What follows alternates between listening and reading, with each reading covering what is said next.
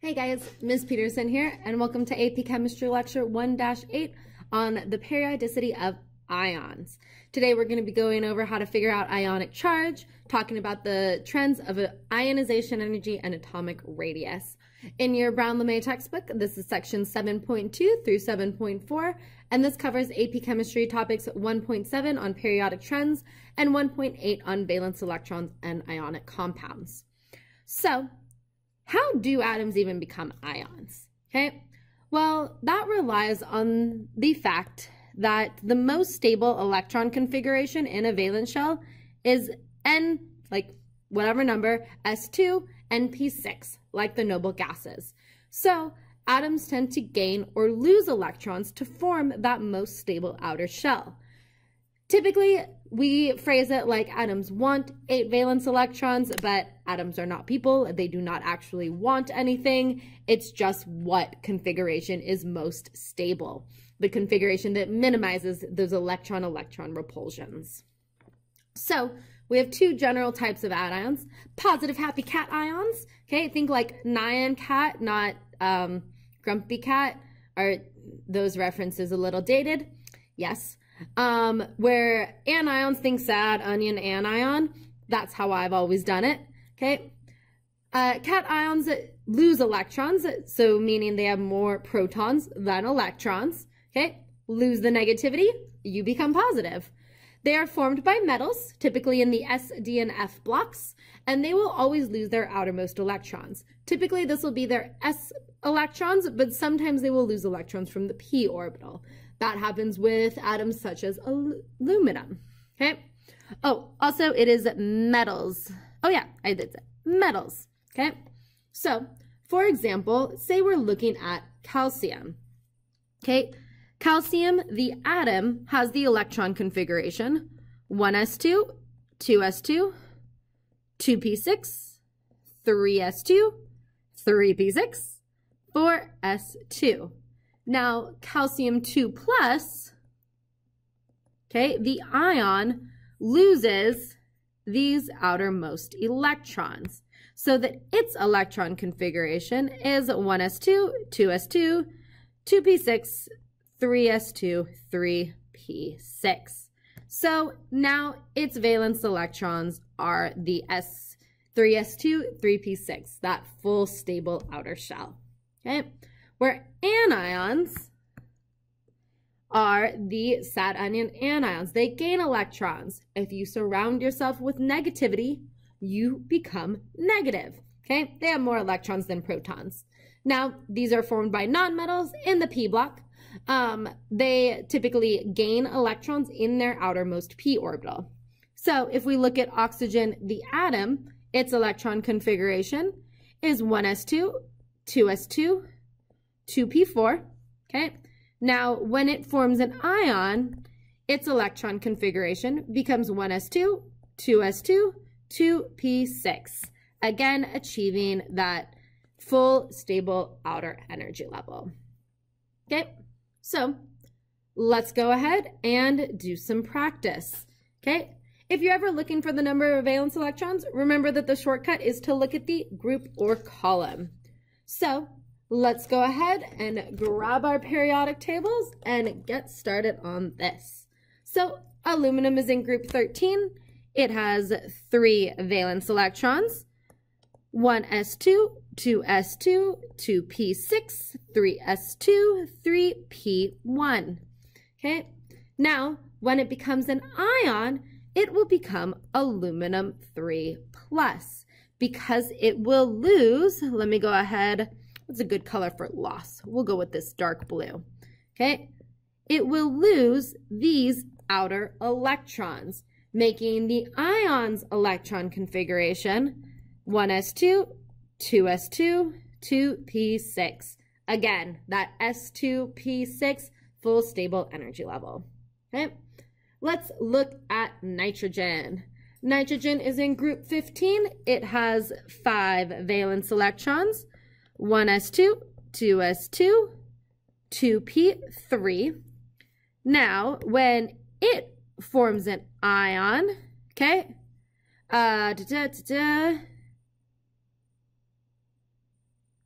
it will, looking for where I put that in the instructions, it will gain electrons in this p orbital, okay, to form the ion N3-, okay? Its ion's electron configuration will be 1s2, 2s2, 2p6, okay? Again, that full stable outer energy level, okay? And a little vocab tip here, these match on the outside. They are called isoelectronic, meaning they have the same outer shell of electrons, okay? Let's do a couple more examples. Go ahead and try these ones on your own, and then you'll be able to check and see your answers.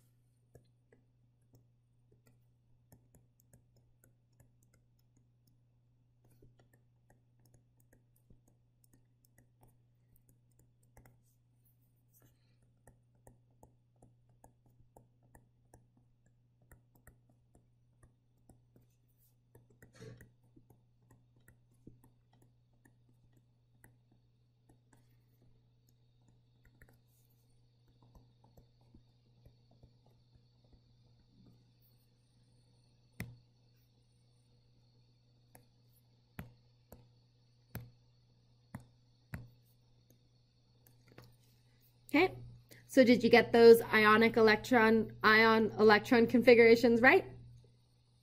Good. Okay, now this can even be used to explain some of the weird charges that happen in that D block. For example, iron is atomic number 26, okay? And it can form an Fe2 plus or an Fe3 plus ion. And we're going to explain why using its electron configuration. So let's go ahead and write it, okay? I'm just going to write the condensed version because everything's going to be going on in its outer shell of electrons. So that would be argon, and then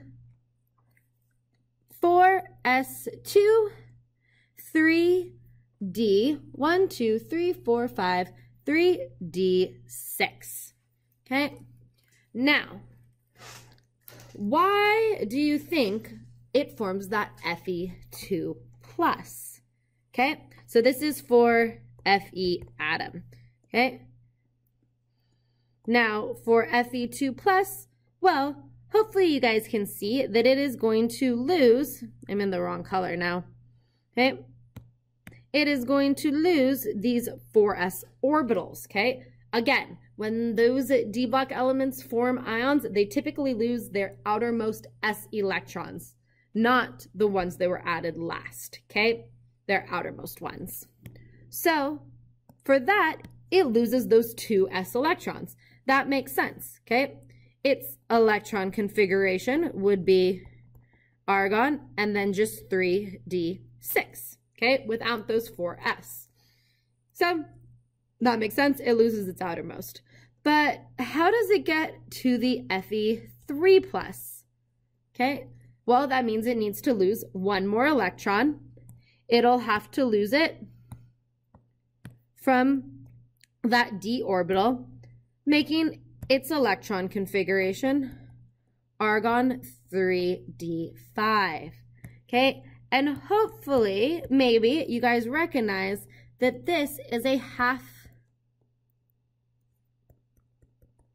filled orbital, okay? Remember, those are especially stable because they minimize those electron repulsions by only having 1 electron in each orbital. So that's why it can form that 3 plus almost as easily as it can form the 2 plus. Okay, cool? Okay, cool. So now we're going to talk about ionic radius. So in our last lecture, we talked about atomic radius and some of those trends. But how does that size of the electron change when something becomes, say, a cation? So when atoms form cations, they lose their outermost shell of electrons and drop down in energy level. If you drop down in energy level, your ion is going to be smaller than the atom, okay? This is easiest to see with the Bohr model. So let me go ahead and show you for sodium, okay? Sodium is 1s2, 2s2, 2p6, 3s1, okay? So, zoop, and zoop. I will put in some yellow electrons. 1, 2 in for the 1s2, 8 in its second shell, and 1 in its last shell. So when it loses that electron, okay, now it only has 2 energy levels, okay? That's what happens when it turns into an ion, okay? Because it's just the first and second energy level represented, the electron cloud is smaller, okay? So that's cations, but what about anions? Sad onion anions. Now, when they form ions, they gain electrons, okay? They're gaining it in the same energy level. So your first instinct might be to think that their size isn't going to change much, but it does increase slightly. And that's because when you have more electrons in that cloud, they repel each other a little bit more. So you increase those electron repulsions, okay? So, for example, chlorine, okay, zip, zip, also has 3 energy levels. Sorry, those are not very pretty, okay? And it has its electrons there, okay? Its go-to electron configuration is 1s2, 2s2, 2p6, 3s2, 3p5, okay? So when it gains that 1 more electron and becomes 2p6, okay, there's slightly more electrons there. They're going to repel each other, and the ion is going to be slightly larger. Okay. Here is a periodic table of the ionic radius. So the gray dots are the ions, and then you can see the atoms there. So here you can see that for all of these, the ion is smaller. And then over here, it has that gray on the outside, so the ion is larger, okay? And then these ones don't form ions. They're the noble gases. We know noble gases, don't mess around with that. Don't form ions. Okay, cool? Okay, cool. And you know, it's probably time I start to answer the question, how do we even know about these electrons, okay? And that's because of something called ionization energy. So, ionization energy is the energy required to remove an electrons, okay? It is always going to take some energy because the electrons are attracted to the nucleus. So when you remove one, even if it's easy to remove, it requires a little bit of energy input, okay? So it's also in units of kilojoules per mole of electrons. Sometimes you'll also see it in electron volts.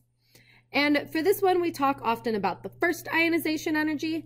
That's the energy, nope, that's not the color that I wanted. I wanted this one, to remove 1 mole of electrons. So if you have an atom X, go into that X plus and then that E minus, where the second ionization energy is going from X plus to X2 plus and E minus, removing that second electron from the cloud. So let's look a little bit closer at this graph here. Okay, so this is a graph of the ionization energies for all of the elements. Okay, so couple things to note. Here we have the noble gases.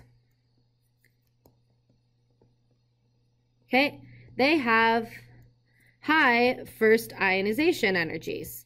Okay, they have that full stable shell. They really don't want you to remove an electron. Where down here, okay, we have the alkali metals. They only have 1 valence electrons, so it doesn't require much energy to get rid of it, so they drop down to that next energy level. Okay, now I wanted to talk about another part of this graph, which is these jumps, okay? They're more obvious in some places than others. Okay, let's go ahead and look at this one for gallium. So gallium's right here, meaning this point is zinc, the atom right before gallium. Why do you think there's that drop? Okay. So those drops occur between subshells. Jumps between subshells. Okay, this jump is when you go from the completely filled 3d orbital to that electron in the 4s, or sorry, in the 4p orbital. Okay, you can also see this here. If this is lithium, then this one is beryllium with that full stable 2s2 orbital. Okay, that's going to be harder to remove than to remove an electron from boron, which has the 2s2, 2p1. Okay, that 2p1 electron is going to be easier to remove than the first ionization energy of beryllium, where you're removing an electron from a completely filled orbital. And then you could see that little jump with the half-filled orbitals too, where this one is the 2p3, stable one of nitrogen versus the 2p4. Okay, because those half-filled orbitals are stable, it's easier to remove an electron from the p4 than it is from the p3. Okay, so that is ionization energy. Come on, load, you got this. Okay, now, a large jumps between ionization energies occur when passing between quantum shells. For example, for the alkali metals, the first ionization energy is low, but the second ionization energy, to remove that second electron, is much higher. Okay, I'm going to go ahead and explain this with an example. Okay, so say we start with our sodium ion, okay, which is 1s2, 2s2. Okay, do you have the one memorized for sodium yet? 2p6, 3s1. Okay, the first ionization energy removes the 3s1 electron. Okay, that's the first ionization energy. Okay, then it becomes Na+, which has the electron configuration of 1s2, 2s2, 2p6. Okay, so then you would have to be removed that electron for the second ionization energy. Now that's removing an electron from a full stable shell, okay?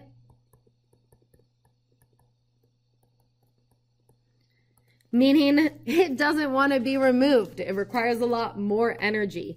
That's why for sodium, the first ionization energy is going to be super low, but that second ionization energy is going to be super high. Okay? They can use this to make predictions about what element it is. This is a common type of question on AP exams. Okay? So it says, based on the data below, element X is in which group on the periodic table? Okay, so what we're looking for is a big jump in ionization energy. Okay, so here it goes up by like 1,000, so it gets like times by 3. Here it goes up by about 1,000, okay, and then here it goes up by greater than 10,000. Okay, it went from 2,600 to almost 1,500. To 15,000. That's a big jump, meaning there must be an energy level change there, okay? So if we think of the group 1 elements, they're really easy to remove the first one, like we saw with sodium, but hard to remove the second. And that's not quite what we see. Group 2, it'd be really easy to remove the first 2, and then really hard to remove that third. So that doesn't make sense. This is going to be a group 13 element. Okay, where the first 3 electrons are relatively easy to remove, but then removing that third, once it has that full stable outer shell, is going to be a lot harder. Okay, now see if you can figure it out for this one. Okay. Again, step one, where's the jump? Well, we have two jumps here. The biggest one, okay, is between the 4th and the 5th, but then there's also a pretty decent sized jump between the 1st and the 2nd, okay? So let's think this out, okay? Sodium would have that jump between the 1st and the 2nd, okay? Then you would probably also have a jump because you'd have 3 in the p orbitals and then have a half-filled orbital, which is particularly stable. Aluminum should have a jump between the 3rd and the 4th because it has 3 valence shells. Okay, chlorine has 7 valence electrons. So, like the first 5 are in the p orbital, so it wouldn't really make sense for it to be that big jump between the 4th and the 5th. Magnesium wouldn't have this kind of jump between the 1st and the 2nd because its first 2 electrons would be easy to remove. And then its 3rd would have that much bigger jump, okay? This would be like going from magnesium to Mg plus to Mg2 plus, which is what it tends to form. And then it'd have a big jump to get it to Mg3 plus. So this element must be sodium. Okay, let's do a little bit more practice, okay? Arrange the following atoms and ions in order of their increasing atomic radius. So we have fluorine. I'm just going to pay attention to its outermost shell and talk about where those electrons are to see if we can figure that out.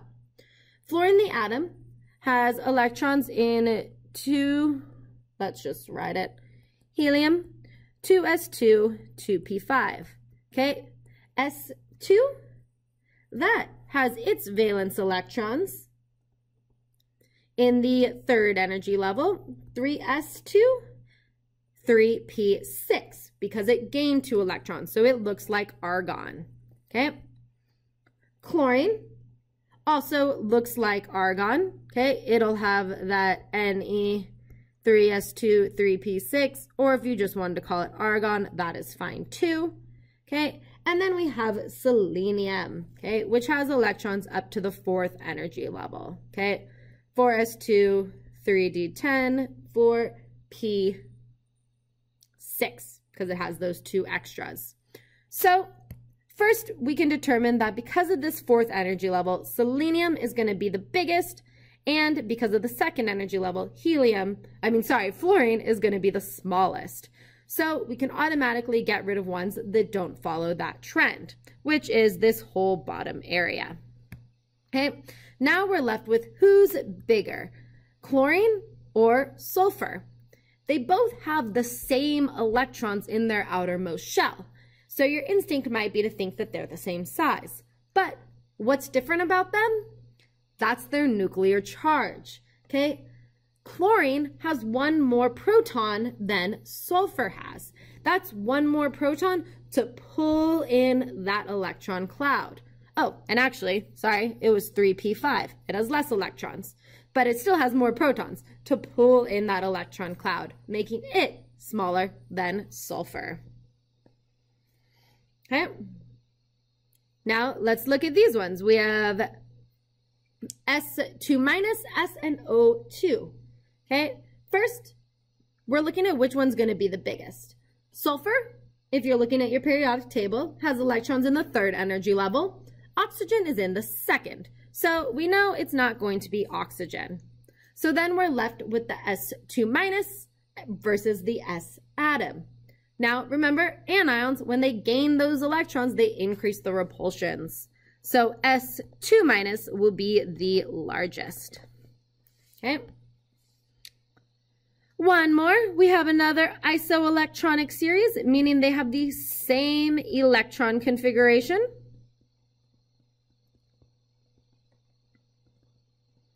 Okay, we have Ca2 plus, okay, Cl minus, and S2 minus. Okay, these all have electron configurations like argon, my personal favorite element. So if they all have the same electrons, that's not what we're going to look at to determine who's the biggest, okay? We have to look at its nuclear charge. So because calcium has the most protons, okay, okay, so we're looking at nuclear charge, okay? We could actually look at its effective nuclear charge. Sorry, we haven't calculated that yet, but I should show you that now, okay? The effective nuclear charge equals the number of protons minus the number of inner electrons, okay? And because all of these have the same electron configurations, they are all going to have, okay, well, it's like argon, so they're all going to have the 1s2, 2s2, and 2p6 inner electrons, okay? So they're all going to have 10 inner electrons. Now, number of protons, that's what's going to change. Who has the most protons of those? Calcium, okay? So calcium has the highest effective nuclear charge. And who has the lowest? Sulfur has the lowest. So S2 minus will be largest, okay? Because it has the least amount of protons to pull in that nuclear cloud or that electron cloud, okay? It also has the lowest effective nuclear charge, okay? And then just because I hadn't written there, what is the third ionization of bromine? What process is that? Well, that one's just removing one electron. So that's the first ionization energy. Okay, here you're going from the positive to the 2 positive. That's the second ionization energy. Now, there isn't a word for removing 2 electrons at a time or 3 electrons at a time. So it's not those ones. It is this one. Okay, and that's it for electron configurations of ions. Okay, cool? Okay, cool.